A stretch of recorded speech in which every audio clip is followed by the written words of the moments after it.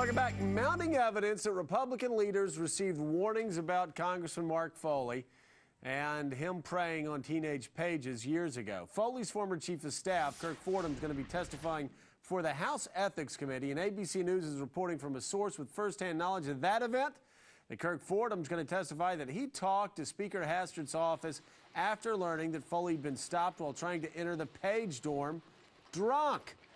Meanwhile, wait, that's a crime now? Meanwhile, boy, I'm glad I got out of Congress. President Bush is standing by Speaker Hastert answering reporters' questions in the Rose Garden.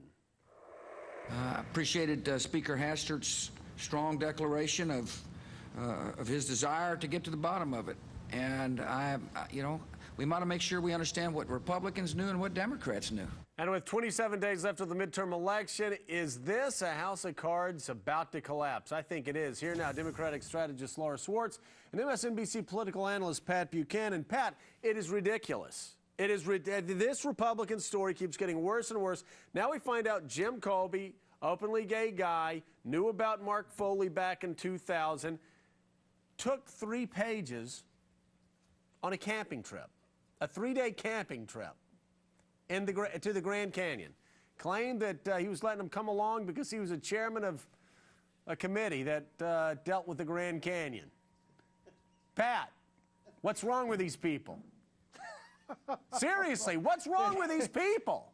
Well, look, I mean, Colby will say, and I'm sure he will say, and we don't know anything to the contrary, that this was perfectly innocent. There were other people on the trip, and he took the trip. Well, there are also news reports, though, that Colby offered his apartment to pages who came back a year after they graduated. This is not perfectly normal. I was in Congress. I do not invite pages on my vacation. I don't invite former pages to stay at my home. Something is terribly wrong with this. Well, you're suggesting that Colby somehow had a sexual relationship with these folks. I am suggesting that they are way too informal with 17 and 18-year-old kids. Well, look, he said when I'm out of town, they can use the apartment. Look, if something went wrong there, we're going to find out. The key question is this, Joe. It is Kirk Fordham is going to testify that he went and told Scott Palmer, the most powerful man in the House who is not a member, who's chief of staff to the Speaker, for Denny Hastert. Something terrible had gone on. As you say, this raid on the Page dorm, and Palmer denies the meeting happened. He denies he told Hastert that. Hastert said, "I was never told that." You've got a dead cold conflict in testimony, and these folks are all going under oath now. And my suggestion, obviously, it's a flat conflict, Joe, and we don't know how. I don't know how it's going to come out, but clearly the credibility of the Speaker of the House is under a cloud. Now, the President says, and I understand why he did. Look, I know Denny Hastert. He tells me the truth. I believe in his credibility. I would say the same thing until we find out who is telling the truth here. Well, I know Denny Hastert, too. I also know Scott Palmer. But I'll tell you, all the events and everything that I've heard about this seems to suggest that Scott Palmer better refresh his recollection before he goes under oath, or he's going to have a lot more problems than just political embarrassment for the Speaker of the House. Laura Schwartz, I have talked to members in the House. I have talked to staff members.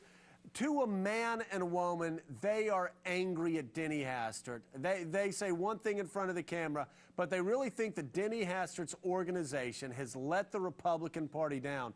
That's got to hurt when you're going into a midterm election where you don't trust the leadership or the leadership staff.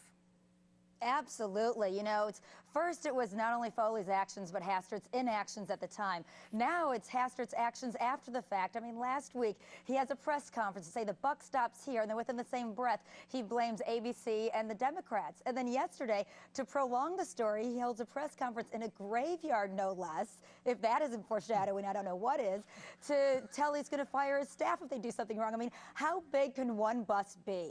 They're throwing all these people under it between Hastert and Boehner and Reynolds and Alexander. You really get dizzy with this scandal. They're not helping themselves. They have to make a grand gesture and get this thing to go away.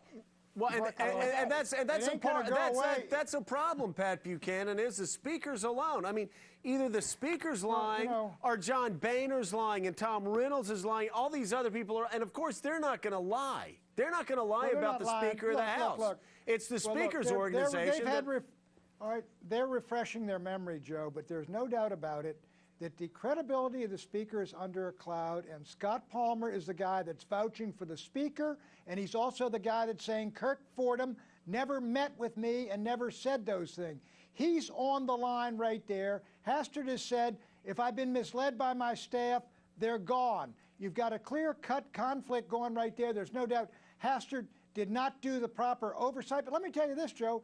You got two gay congressmen, everybody you guys all knew, who are spending all these time with pages, and nobody reports them to the Ethics Committee, and nobody goes. Somebody, more people than this, had to know this kind of stuff is going on up there. As somebody said, this is a high school up there. It You know really these is. things when they're happening. And Laura, I didn't know this was going on, but very quickly, it would be the same thing as me as a congressman inviting 3 17-year-old girls that are pages to go on a camping trip, and you got people with a straight face trying to explain it away, saying that that's not inappropriate. It is terribly inappropriate, and it's going to hurt the Republican Party, right? And you know, absolutely. And it doesn't have to be a sexual relationship to be inappropriate. Exactly. I mean, like you said, it is so off base, and it smells so bad. It is going to hurt the party. No doubt. But Joe, let me ask you something. Yeah. Suppose you had a gay scoutmaster, and he takes 3 17-year-old Eagle Scouts camping. Is he automatically under suspicion then?